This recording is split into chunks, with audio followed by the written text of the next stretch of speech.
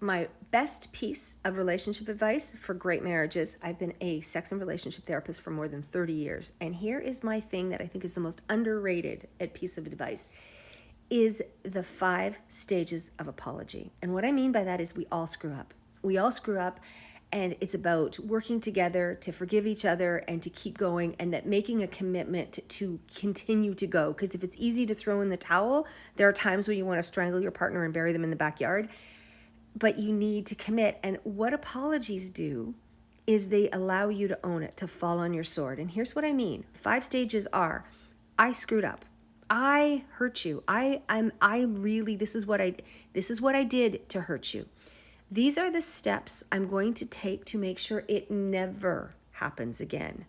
This is the restitution I'm going to make, meaning these are the things I'm going to do to make it up to you. These are the ways I'm going to acknowledge that it really affected you, and I'm going to hear you, and I'm going to see you, and I'm going to really acknowledge that.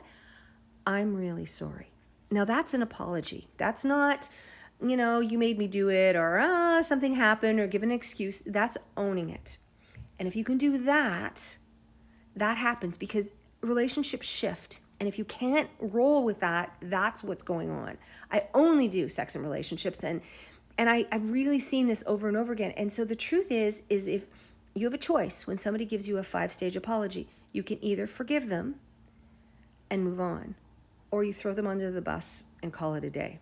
But that's it. That's all we can do is really own our own stuff, fall on our sword, and apologize. And I think if you can learn that skill and understand that the one universal thing about relationships are that they change, and you have to be able to shift with that.